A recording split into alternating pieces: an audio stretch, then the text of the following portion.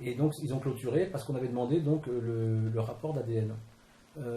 Et ce rapport d'ADN, puisque le juge disait toujours oui, il a l'ADN, et que c'était un élément qui est fiable à 100%, donc au début on ne l'a pas contré, parce qu'on se dit bon, elle ne peut pas mentir, on ne pourrait pas mettre en doute, on ne pouvait pas penser que le juge était dans la combine et qu'il était en train de mentir.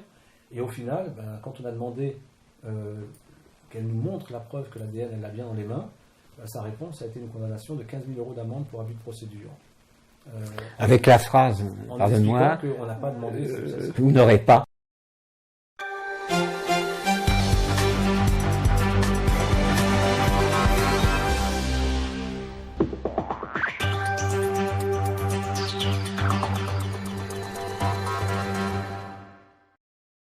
Bonsoir messieurs. Bonsoir Patrick. Donc, bonsoir Patrick. Vous êtes Christian Cotten, on vous connaît depuis nombreuses années pour être un fervent défenseur de certains dossiers judiciaires. Bon, on en reparlera, on aura l'occasion de toute façon en reparler, puisque ce soir on est là pour votre affaire à vous, monsieur Kabyle, qui est une affaire assez incroyable de, je peux dire, trafic de corps, de trafic d'organes, je sais pas comment la définir, en tout cas, vous allez nous expliquer, ça concerne votre maman qui est décédée en 2001, et pour laquelle vous m'avez justement amené le dossier, mais c'est assez incroyable, donc des actes civils en double, une exhumation d'un corps, vous nous expliquerez l'histoire, mais c'est tout à fait incroyable. Pour revenir à la genèse un peu de ce qui s'est passé, est-ce que vous pouvez nous résumer un peu en gros cette histoire? Cette histoire, c'est une histoire qui commence dans cette ville de Sarcelles. Et oui, ça commence donc à Sarcelles. Notre maman est rentrée à l'hôpital pour une simple douleur au mollet. Et pour vérifier si elle n'avait pas de phlébite, donc son médecin l'a envoyé donc, faire dans tous les examens. Il se trouve qu'à l'issue de ça, pour le faire court, on l'a retrouvée dans une pièce avec du sang sur les murs, sur les plafonds, comme si c'était battu dans la pièce. Et à l'issue de ça, donc, on a demandé donc, une autopsie. Et l'autopsie, donc, cette autopsie, ils ont falsifié donc, l'autopsie en mettant le cadavre de quelqu'un d'autre. Parce que donc, le rapport présente une personne de peau blanche, avec un poids supérieur au sien, une taille supérieure à la sienne, totalement édenté alors que maman avait des dents. Et donc tous ces éléments-là ont conduit donc à une exhumation. Et cette exhumation a été extrêmement frauduleuse, puisque l'article 2213-40 du Code de la police funéraire prévoit que la famille doit être présente, le membre le plus proche, en tout cas de la défunte, de la personne, doit être présent lors de l'exhumation.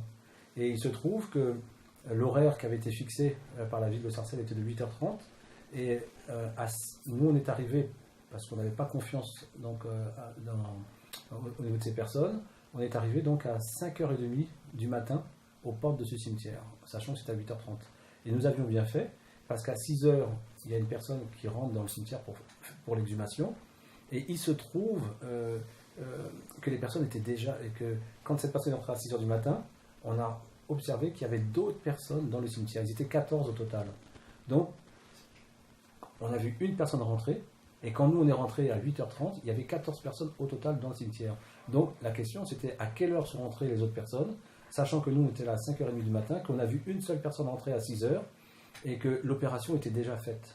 Et sur un document de la mairie, pour se couvrir, certains ont mis qu'il y a eu donc effectivement une exhumation, creusement d'une tombe, plus je ne sais pas trop quoi, et ils ont marqué que ça a été fait en dehors des heures légales. Donc c'est bien marqué sur les documents. Et malgré tous ces éléments, donc encore une fois, on nous a toujours donné tort dans ce dossier. Et pourtant les éléments parlaient d'eux-mêmes. Oui, parce qu'il y a plusieurs actes de décès, ce qui est par définition impossible. Il ne peut pas y avoir 2 actes de décès, ça n'existe pas. Et puis plusieurs actes de décès, mais qui sont vraiment en accord avec tout le début de la procédure, puisque quand elle rentre à l'hôpital, on découvre qu'elle est enregistrée sur 2 noms, donc sur 2 numéros, donc c'est comme s'il y avait 2 Madame Kabyle dans la même période. Quand l'autopsie a lieu, c'est 2 corps qui partiront au nom d'Hélène Kabyle, un de Villetaneuse, un de Gonesse pour une autopsie.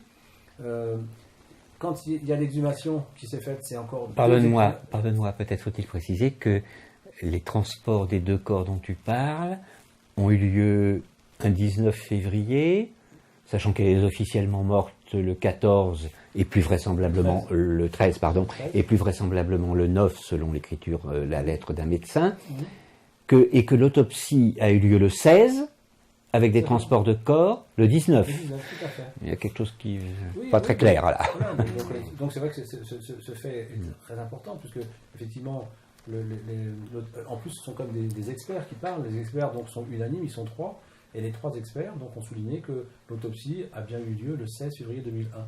Or, le déplacement des corps de l'hôpital de Gonesse, et j'ai bien les corps puisqu'ils sont 2, c'est le 19 février 2001. Donc on ne peut pas déplacer les corps le 19 février 2001 pour être autopsié le 16.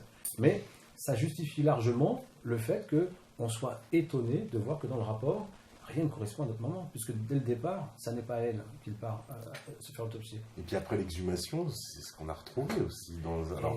Alors là, on est dans presque de la science-fiction. Pardonnez-moi le terme, mais c'est surréaliste. Non seulement c'est surréaliste le contenu, mais ils étaient bien conscients du contenu, puisqu'on avait demandé, donc, et peut-être qu'il y avait pire que ça dedans, hein, parce qu'on avait demandé donc à faire une veillée funéraire. On voulait donc garder le cercueil jusqu'au lendemain, et cette veillée funéraire nous a été refusée. Sachant qu'un criminel en France, même s'il est en prison, on le sortira de prison pour faire sa veillée funéraire. Nous, alors qu'on a le seul crime qu'on a commis, c'est de perdre notre maman d'une façon assez invraisemblable dans cet hôpital, et d'avoir demandé une autopsie. Et donc on nous a refusé cette veillée funéraire. Et quand on a le lendemain, parce qu'on avait demandé donc à participer donc à cette autopsie, donc du coup on a découvert que dans le cercueil il y avait donc un amas de chair humaine coupé en morceaux et notamment une petite cage thoracique d'enfant. Mais on ne peut pas trouver du sang rouge vif après 2 ans et demi sous terre, c'est impossible. Et même le sang, quand il est conservé dans une chambre froide, il noircit, il devient noir. Mais alors que là, il était rouge vif. Donc ça montre qu'il était extrêmement frais et que ce qu'on avait devant les yeux, ça ne pouvait pas être un cadavre de 2 ans et demi, mais quelque chose d'extrêmement récent. Et ce qui est étonnant, c'est que devant tous les éléments qu'on a pu donc présenter donc à la justice, ça c'est toujours vraiment, c'est comme si on parlait soit du chinois, soit en tout cas une langue qui n'était pas comprise des juges, puisque on a toujours été condamné à l'issue de ça. On a été quand même jusqu'à la Cour européenne. Il y a eu une fermeture du cercueil, du dossier. Et donc ils ont clôturé parce qu'on avait demandé donc le rapport d'ADN.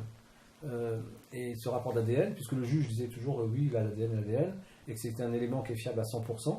Donc au début on ne l'a pas contré, parce qu'on s'est dit bon, elle ne peut pas mentir. On ne pourrait pas mettre en doute, on ne pouvait pas penser que le juge était dans la combine et qu'il était en train de mentir. Et au final, quand on a demandé qu'elle nous montre la preuve que l'ADN elle l'a bien dans les mains, sa réponse a été une condamnation de 15 000 € d'amende pour abus de procédure. Avec la phrase, pardonne-moi, on n'a pas demandé vous n'aurez pas les résultats. Vous n'aurez pas les résultats de l'ADN. Vous n'aurez pas les résultats de l'ADN. Ah oui, absolument. Pourtant, c'est dans votre droit de demander cette pièce. Bien sûr, c'est dans notre droit. Bien sûr, c'est dans notre droit, mais là, elle s'est vraiment opposée. Et puis, je vois pas, puisqu'elle est là pour apporter de la lumière dans le dossier, je ne vois pas en quoi elle fait un obstacle à cette vérité. Elle n'est pas là pour ça, au contraire, son rôle c'est d'éclairer les dossiers dans les deux sens, elle doit être impartiale, elle doit être là pour défendre d'un côté comme de l'autre, et là non, absolument pas, elle a mis un barrage, et puis une condamnation de 15 000 € pour abus de procédure. Sachant que là-dessus, sur justement la fermeture du cercueil, il y a eu aussi un cercueil subtilisé, puisque le cercueil visiblement que vous aviez acquis au départ n'est pas celui qui a été exhumé dans la procédure. Et c'est pareil, vous avez les preuves de ça, vous avez amené, même l'organisme qui vous a vendu les pompes funèbres certifie que c'était bien ce cercueil-là qui vous ont vendu. Or, le cercueil qui a été exhumé, ce n'est pas celui-là. Donc ça, c'est pas possible. Ça, il y a un souci avec ça aussi. Ça. Oui, il y a un souci. Donc c'est vrai que dans ce dossier, alors c'est vraiment la difficulté, c'est qu'il y a une quantité d'éléments, c'est-à-dire qu'il n'y a pas une page où il n'y a pas une anomalie. Il y en a tellement, mais tellement qu'on pourrait s'y perdre. Et c'est vrai que rester dans les grandes lignes, c'est important, parce que donc, ce qu'il faut retenir, c'est que notre maman donc, est rentrée dans cet hôpital, qu'elle est décédée de façon invraisemblable, qu'il y a eu une exhumation, que de cette exhumation, le rapport d'autopsie qu'on reçoit et surtout, en tout cas, le rapport des experts. Elle avait déjà des détails, mais qu'aide à comprendre aussi. Quand vous aviez retrouvé le corps, on lui avait ôté les yeux, on lui avait enlevé les yeux. Les yeux étaient plus là. Les yeux étaient plus là, et il y avait donc une ouverture de l'épaule vers la poitrine. Donc ils se sont servis. Elle était donc sous respirateur artificiel, et on a su par la suite que c'est la façon dont on maintient les organes en vie en vue d'un prélèvement.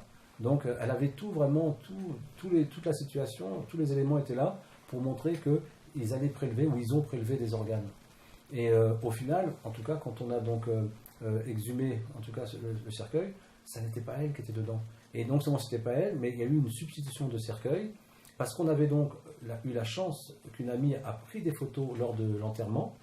Et 3 ans après, elle nous a donné ces photos qui ont démontré, ou démonté en tout cas l'argument de la justice qui disait que c'est peut-être depuis le début que nous nous sommes trompés de cercueil, que dès le début, on a pris un cercueil qui n'était pas le sien, et du coup, ça explique la raison pour laquelle on ressent un cercueil qui n'est pas du tout celui-là.